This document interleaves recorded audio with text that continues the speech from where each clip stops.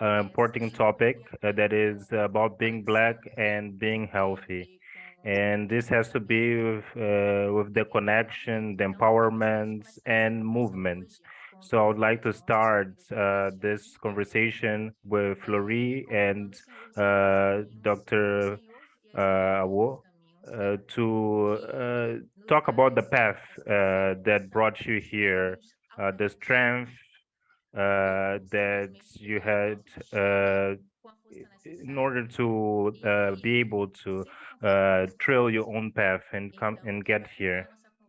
So what's going to uh, be the theme of our conversation is the movements. The Fleury comes out from Togo while it's 18 and comes to study medicine in Brazil with a focus in Black health. And we have here, we have Tatiana Awo that comes from Brazil and goes to Cuba to become a doctor. So I would like them to present themselves as well. And the first question is, what's the energies that made you go so far away and realize the achievements that you have achieved as far?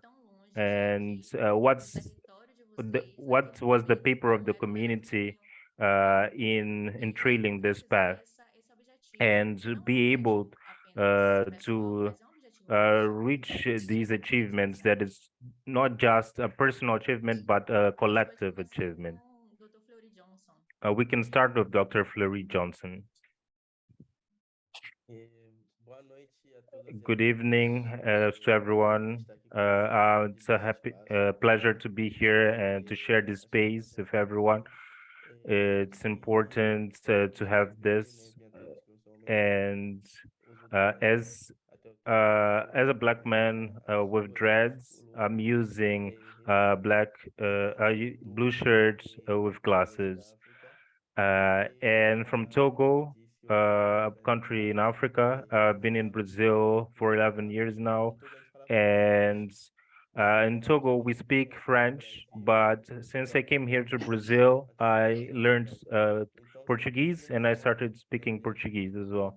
I always had a dream since I was a kid to study medicine, inspired in other people that were from my family that were also in that field. So I always had that dream to work in this area and be able to impact people through my work in health. Uh, And so during the university years, we ended up connecting uh, to a reality that is completely different here in Brazil from Togo, and we have Black people that are in many in different roles that are lawyers, doctors, uh, in but in Trinidad and Tobago, what is normal there? It's to is I wanted to talk about in general in terms of where do we find the Black people in each place. Uh, when I left Togo and came to Brazil, when I got here, only 5 students of medicine were Black, and out of those, only a part was from Africa. So it's a field that is very hard to find Black people, and representing this area in Brazil is quite hard. And you are not able to relate. It's hard to follow on the field when you're able to be a part of that space. But kept on going on through this path, uh, and I knew this was possible because of my family, because I was able to see from the representations in my family, the people that were doctors, I'll manage to keep on this path. And after we have the policy of quotas here in Brazil, we started to see other groups joining this field, people from Afro backgrounds, from indigenous backgrounds, and breaking that hegemony inside the schools of medicine here, especially in UFRJ.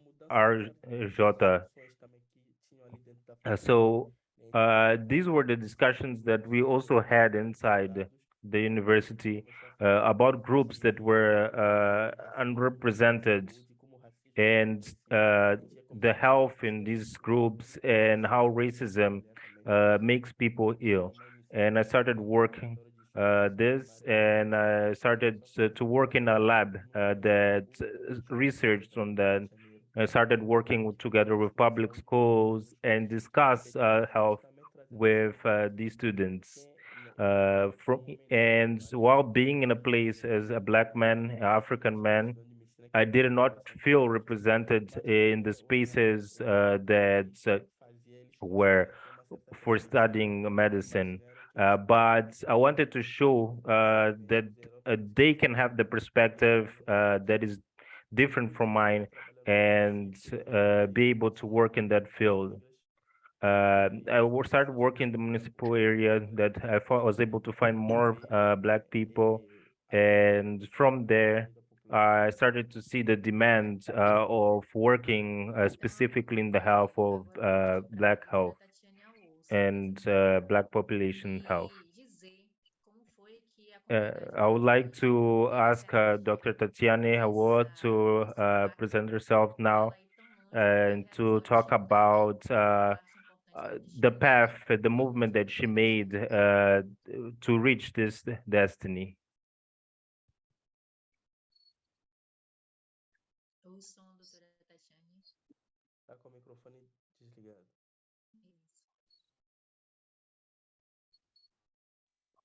Alô, todos me escutam? Sim. Sim. Hello, guys. Good evening, everyone. I am Tatiana Oya. I'm a black woman here with a white blouse and a gold necklace. First, I would like to give notice to my ancestors, to talk a little bit about my history and say how medicine chose me. Different to Dr. Fleury, that's from Africa. I'm actually from Brazil. I'm a descendant of Africans, but I was born in Brazil. So my parents didn't have higher education. No one in my family had higher education before I did. With a very, very hard social economic status, like most people that that are black here in Brazil. I started studying very young, and I had a scholarship to be able to study. And since a young age, I was very politically active,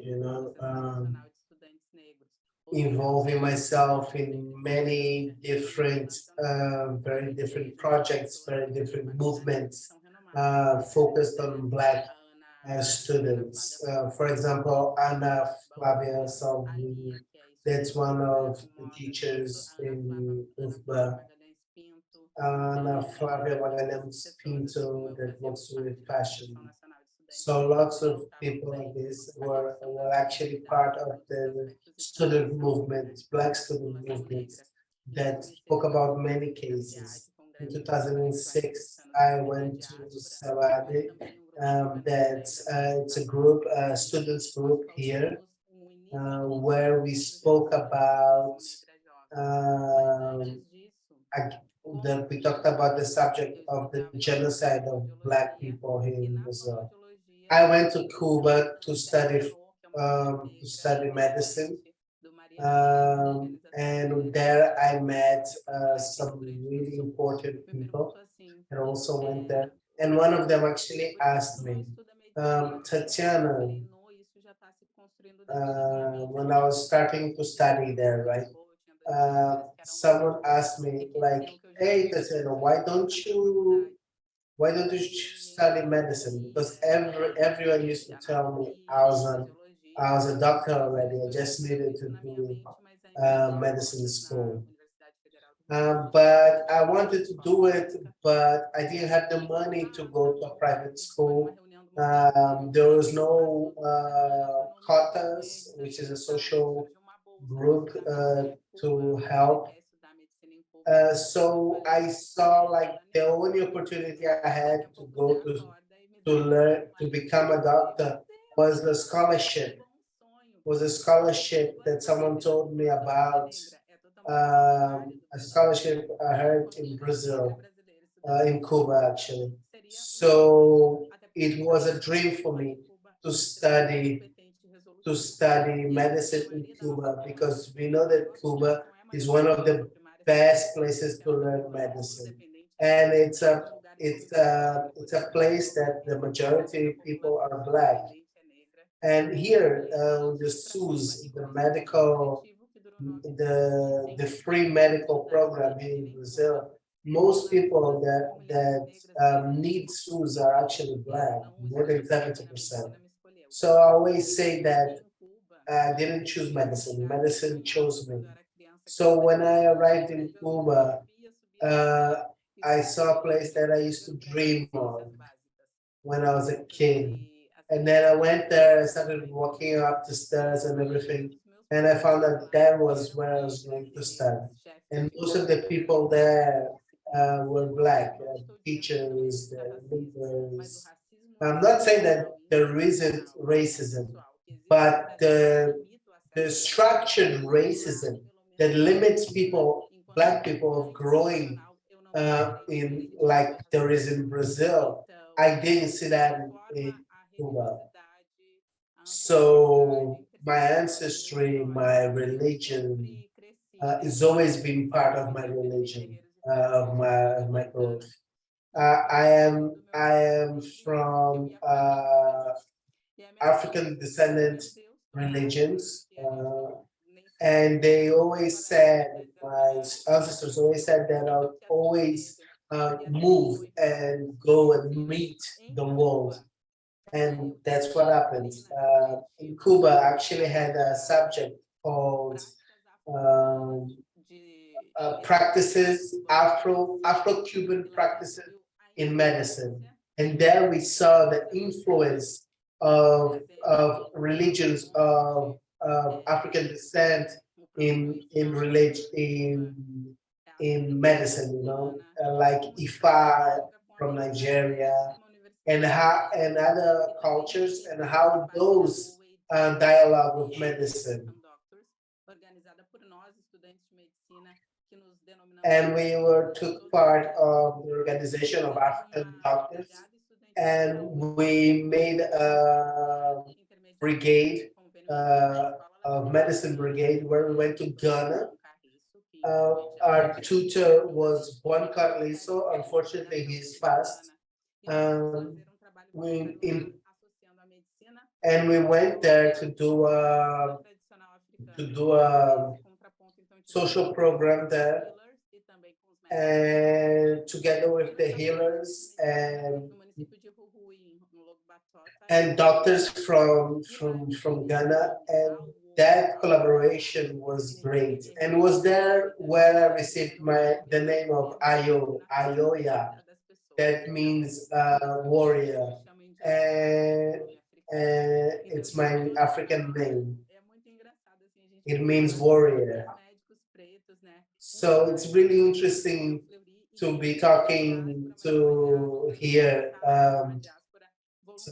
two Black doctors. One that was born in Africa, that that grew up in another system, and me that was born in a country that has lots of social issues that blocks people to grow, and then me going to Cuba, learning a new way of social system where Black people are in power, learning how that works, getting my African name, and then and today I focus with phonoaudiology and specialize with that area within Black communities.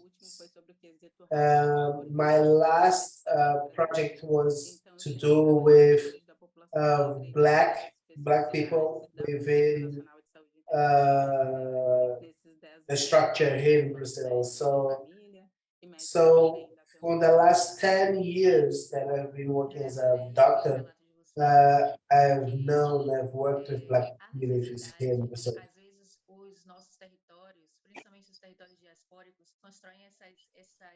Our necessities, especially our Afro-diasporic uh,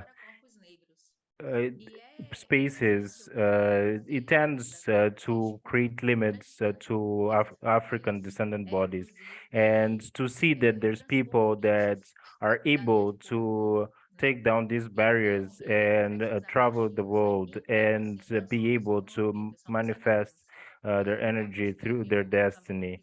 I'm from the dance, and to be able to share my energy, I do it through dance, through my body. And you have something similar, that you focus on the needs to move the body, to go out from the state of sedentarism, to and go into a space of healthy bodies, and how having a healthy body can prevent so many illnesses in that attack our communities.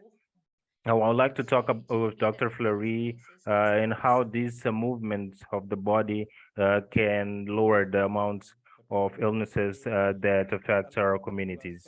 Our population, they ends up having some problems, socioeconomical problems, and we have some priorities.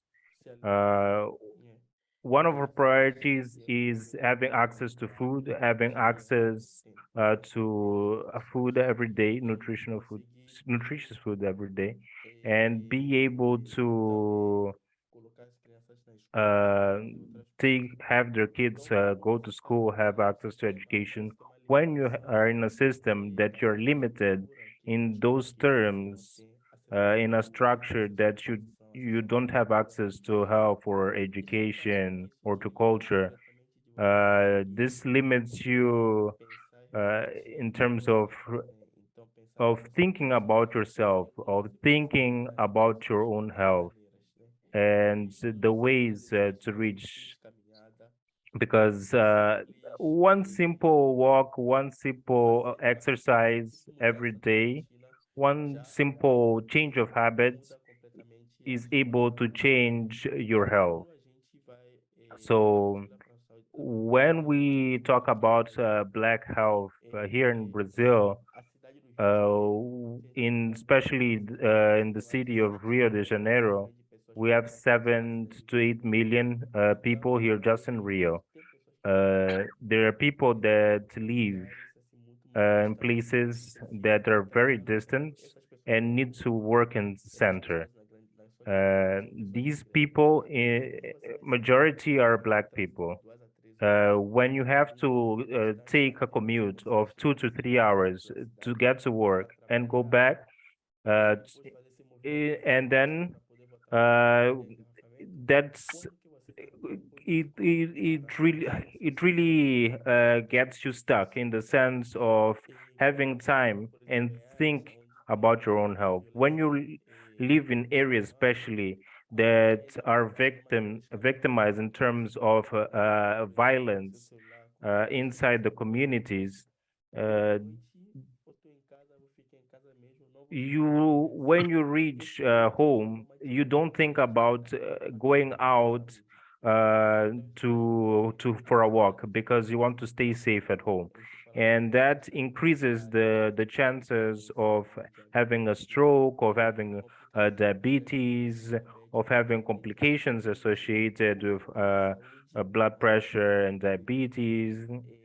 As for example, uh, in places here in Rio, there's a lot of segregation, and you find places that are very have many limitations in terms of socioeconomical issues, and places that have almost none. And in those places that have limitations, it tends to have more Black people, and it's hard to move from one place that has those limitations and go to the other one because you suffer so much oppression in terms of being searched by police, and that limits you in terms of leaving that area and having access to health as well. And from there, we have to work on the rules of uh, making the people aware of the importance of making an effort, an extra efforts for towards their health. And studies show that when Black people uh, are the ones who see in the office, in the doctor's office, by other Black people, there is more tendency for the patient to accept the medication that is being prescribed. But we only have 3% of the doctors here that are Black, only 3%. So how do we manage to have this connection to the patients in the Black communities with only this percentage of people are doctors? But through social uh, media, through other social terms, we try to pass on this information to our communities, to show that we have a higher rate of amputations due to diabetes, that the diabetes also attacks the eyes, and we have to show this. We have to make them aware of the implications of not taking care of themselves. Antes de passar a palavra So para before asking the same question to Awo, I would like to Awo to talk about in terms of Black women, how this sedentarism, this affects our communities in terms of Black women's health, in terms of how Black women are affected in those terms of and being in the workplace and still having to care of this, take care of this, and taking care of the domestic scene, taking care of the workplace. How does the woman have this time to take care of their health? Because this tends to get us stuck, get our body stuck in one place. And how, for example, dance tends to be parts of rituals and be parts of our lives. And how do we bring this into our everyday? And I would like to for to bring this part to the conversation of women's health inside the Black communities. Estão me ouvindo?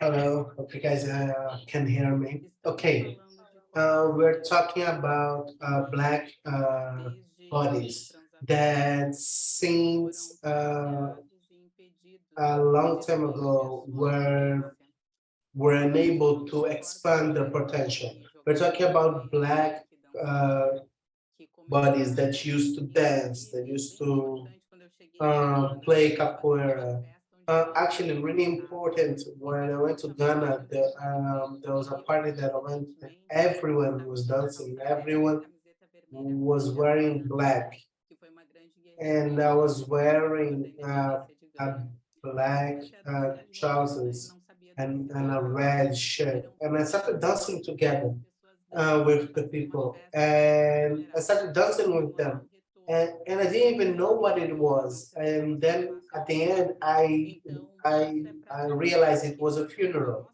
and there people dance at funerals to celebrate the life that that person had before he died. So it's a culture of movement. But here we have the criminalization, the they they don't put value in movement. There's a lot of racist, a lot of prejudice to Afro-descended religions. So for a long time, it was prohibited to practice capoeira. There's a lot of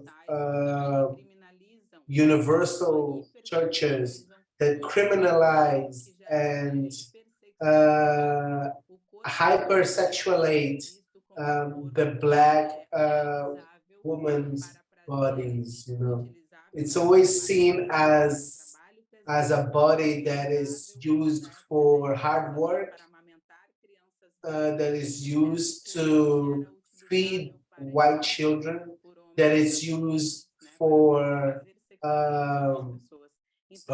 raping. So this image that these people have been creating of the black woman's body, it's always been discriminated. It's always been judged. It's a view that's brought a lot of pain for people, physical pain, like when our ancestors were found dancing or practicing capoeira, people were arrested, were beaten, were punished for doing those movements. The women that when they every time they danced, they're judged. They were saw their movement as too sensual. It was mainly these religious groups, extremist groups.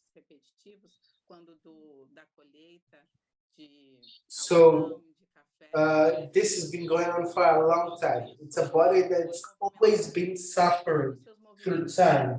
And its movement, their movement, it's always uh,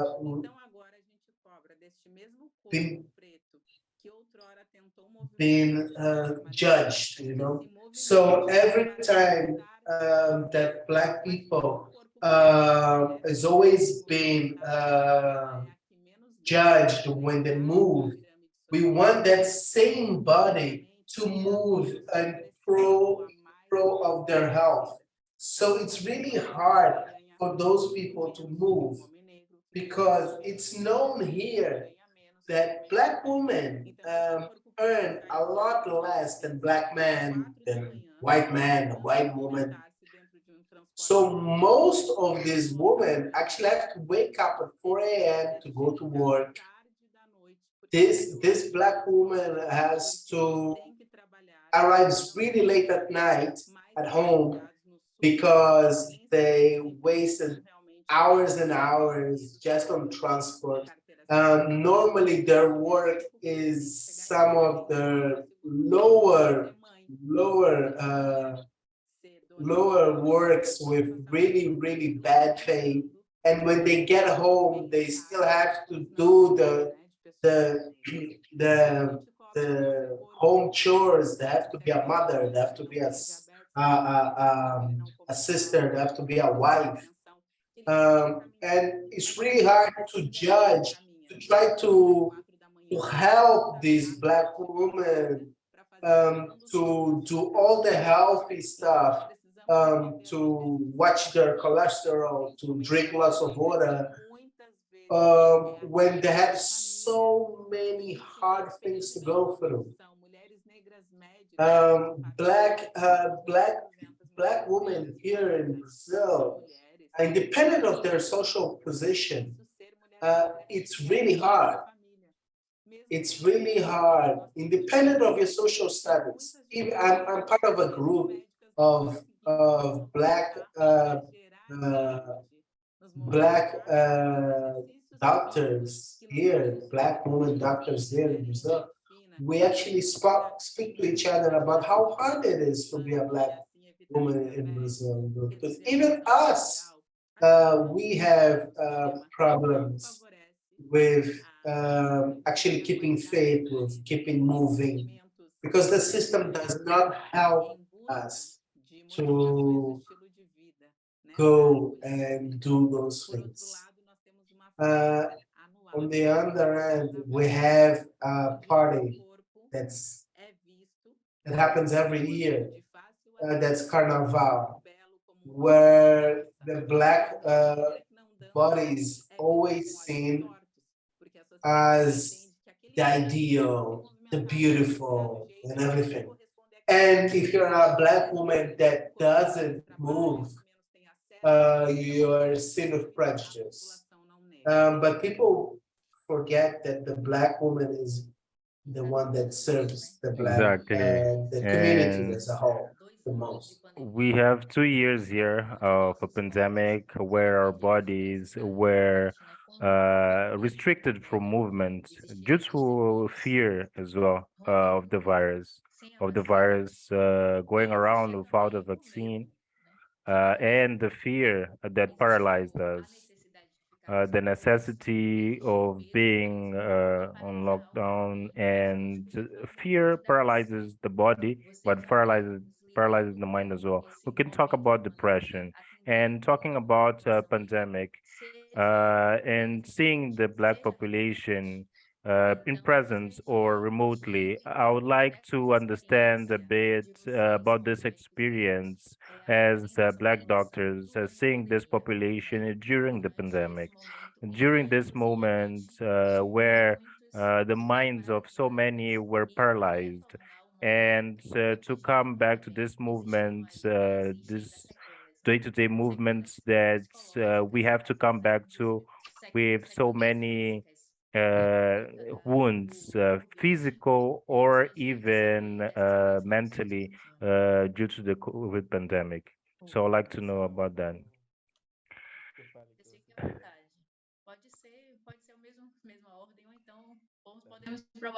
We we can do in the same order or do a different order. There's no problem.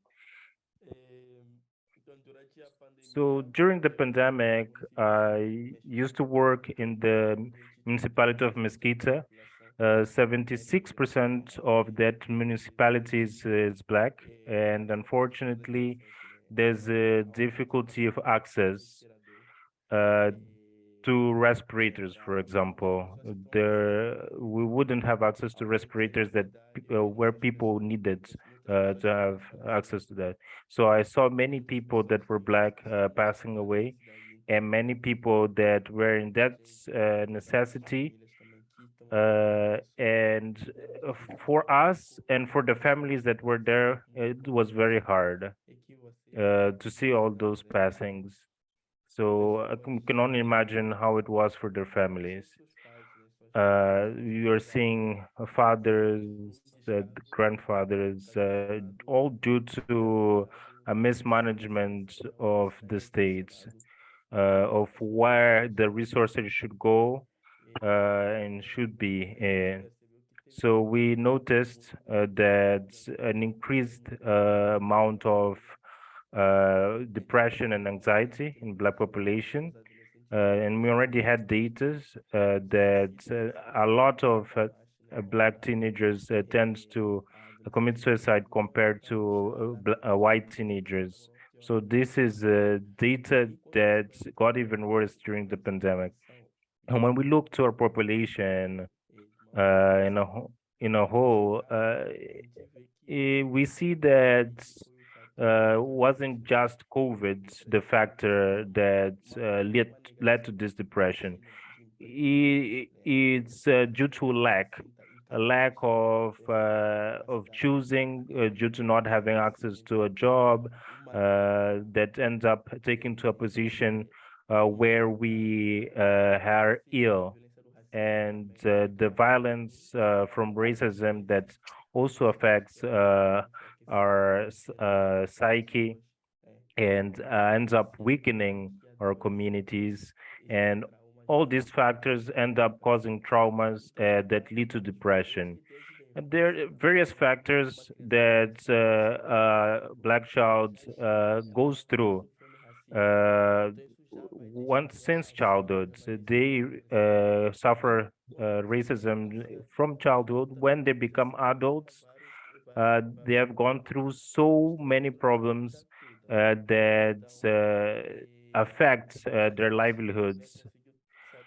And we're able to see when these people have access to Black professionals, uh, we are able to get a certain a change in terms of their perspective towards treatments and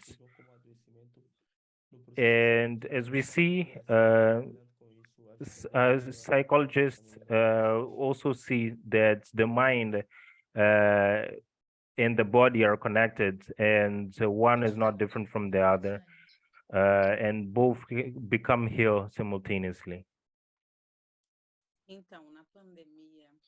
So during the pandemic, we saw how different medicine reached people with different color, because the people that the most affected with the death during COVID was Black people. So especially during the moment where we had to go into quarantine, we saw how hard that was for Black people. Most people here in Brazil live in areas where they can't actually quarantine themselves properly. So that did not help to stop the proliferation of disease. I worked in a UPA in the north of Rio in the beginning of the pandemic, where I reached the hospital, and one of the nurses told me, as soon as I arrived, I don't have any more black plastic bags. And I was like, what do you mean you don't have any black bags? It's like for the black for the bodies. I don't have any more bags to cover the bodies. During my my work that day, 9 people died. When we stopped we stopped to realize like 9 people died because of the lack of the government's ability solve to help people to solve the issues of the pandemic. The Black population was extremely affected by the pandemic. I worked later with a mill because I was me, my grandmother, and other people in my family were in the risk group of COVID, and my grandmother actually died of COVID last year due to COVID. So apart from racism that we've been suffering every day, we also lost people that we loved due to this disease. We've seen that the probability of black women have a higher percentage of suffering of depression than white women. It's 40% more because of everything that they suffer in their social day-to-day issues. Black women have a lot of problems that have to deal in society. It's a situation that is alarming, and unfortunately, there's a narrative that is very strong that COVID only kills people that are old, only kills people that have existing condition, and that's something absurd. Yeah, it's absurd. And uh, this rhetoric was determining in terms of saying that older people did not deserve treatments, they could die, uh, and they had no value in society. And this rhetoric for us as Black people is something that is very dire because when we have grandparents in our society, and many times this is the person who is able to be a pillar of strength in terms of financial assistance so that the mother can be able to work and tend for their children. And this is the type of rhetoric that kills and kills our sensibility, our collective sensibility in regards to others and in regards to ourselves. But that being said, with all these statistics, these alarming statistics in regards to the state against our bodies, we have two Black people here that work for life, for and towards the livelihoods of Black people. So I would like to for us to point out the paths that you are following for us to be able to resist and to show the practices that show the alternatives of health and to build a pathway uh, for the livelihoods and the healthy of our communities. And while going back to our ancestrality and I see your work communicates that, and especially being able to offer that through SUS. Uh, and uh, I myself was someone who really needed have care, and I found Dr. Abo there, ready to see me. And instead of prescribing a medication, a pharmaceutical medication, she prescribed a tea, and sh- and the word that stuck to me is that we need to wake up. And through after all these problems, all this stopping of after these 2 years, I was finally able to go to schools, and after 2 years of a pandemic, I was able to wake up. So I would like you to answer the question and how we can follow a path of waking up and realize our destiny of potential power. It's very deep, Valora, to speak about ancestral medicine. I've been working with this subject for a while. It's talking about trying to rescue our real abilities, a real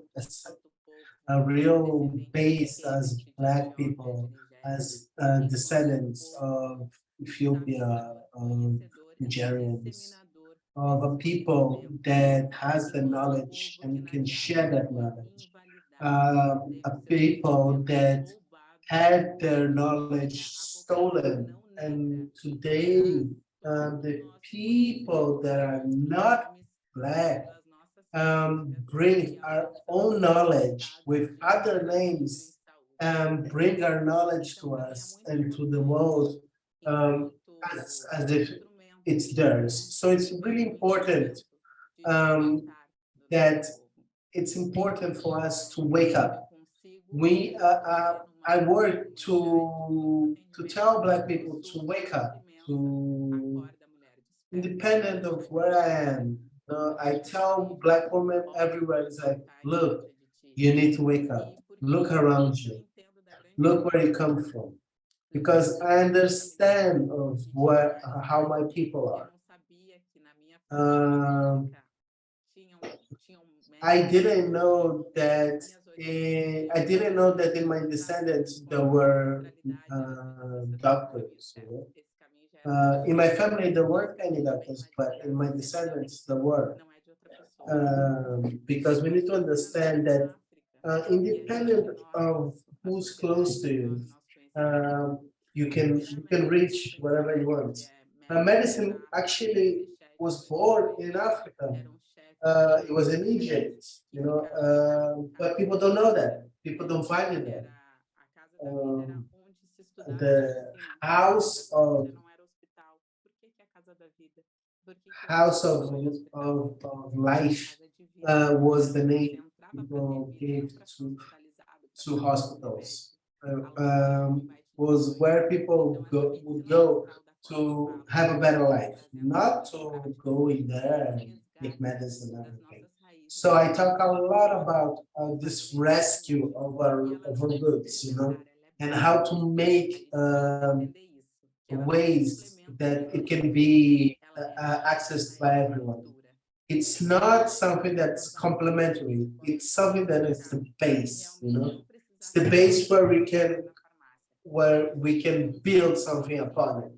It's hard for someone that's sick due to fast foods, to um, alcohol and everything. It's hard for that body to to to need medicine. You know? But before that, you can actually start incorporating base base needs from health. You know, have contact with clean water, move around, drink teas that are healthy to you, with natural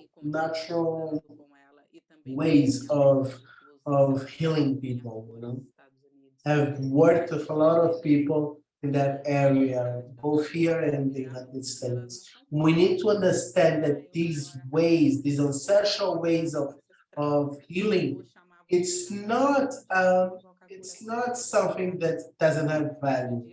You know, you can just run to the doctor when you're sick. You need to do the day-to-day things. You know, you need to choose healthier options on the day-to-day. So on the day-to-day, you can choose to have the healthier way. When you refuse to eat some French fries and you prefer to eat something healthier. Most of Black people, most of actually people that are intolerant to lactose are Black people, because our bodies can't actually process those processed foods. So we need to understand our body.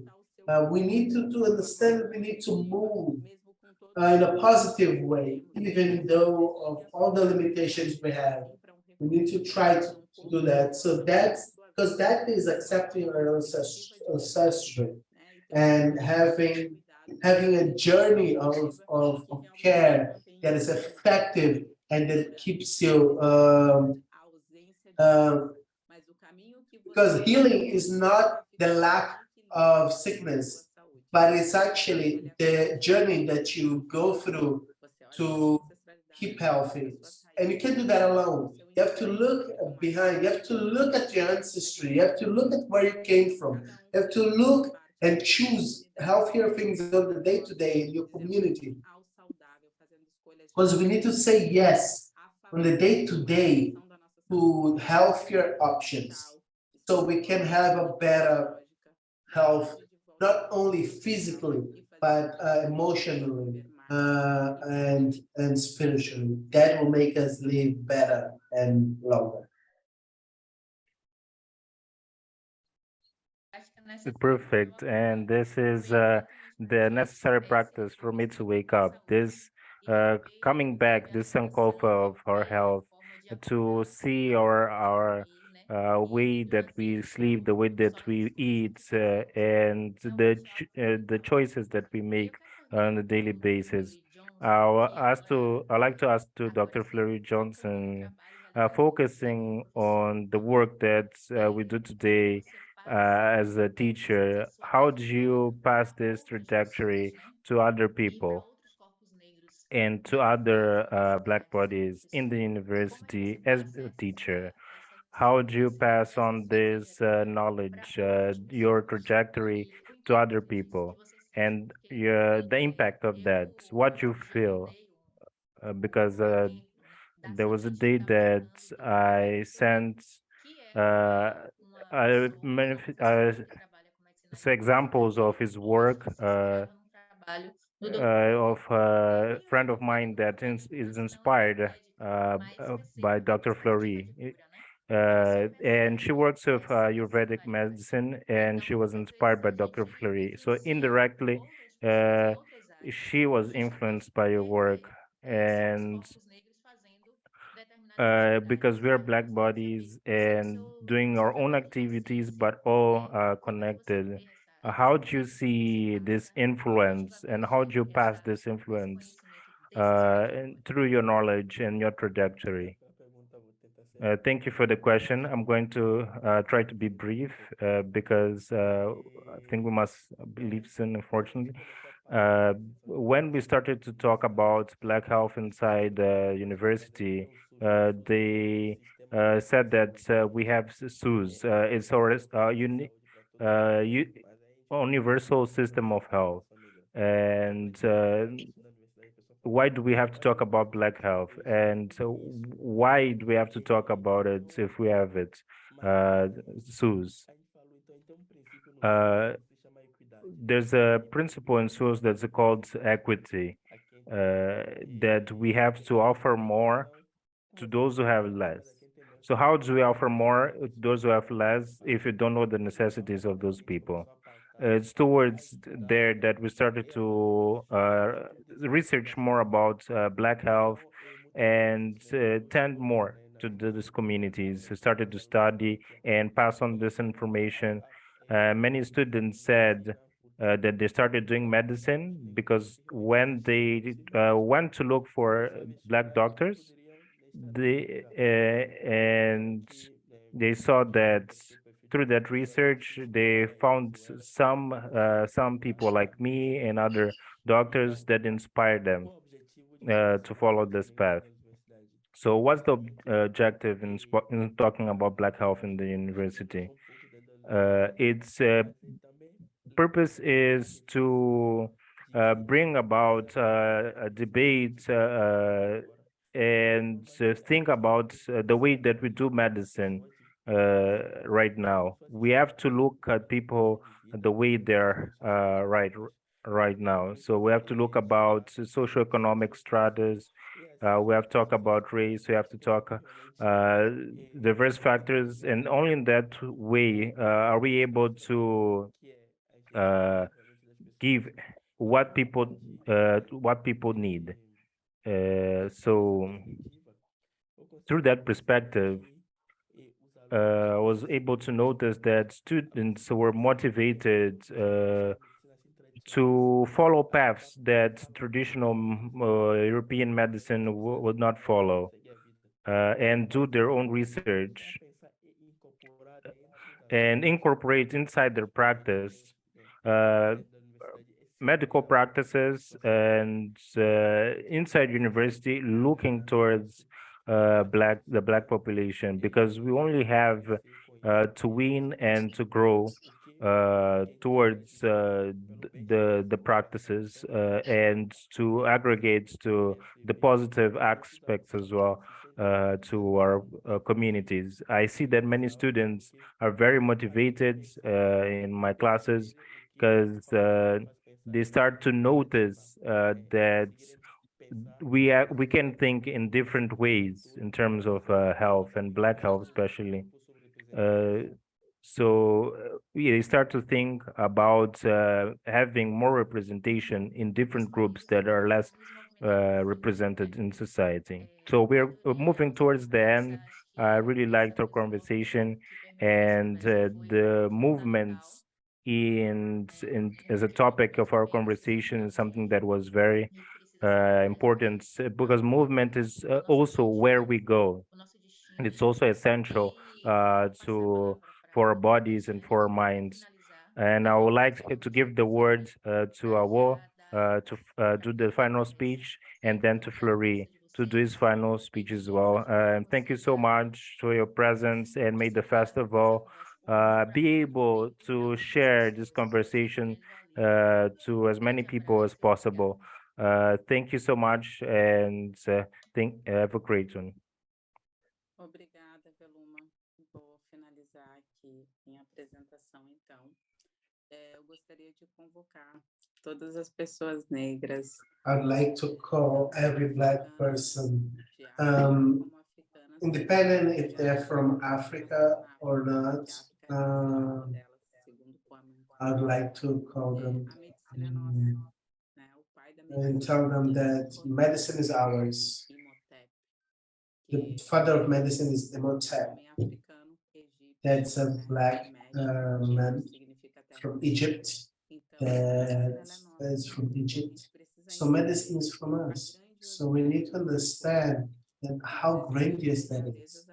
That we are descendants of royalty, of African royalty, of people that build incredible civilizations that to this day have not been able to be copied or recreated.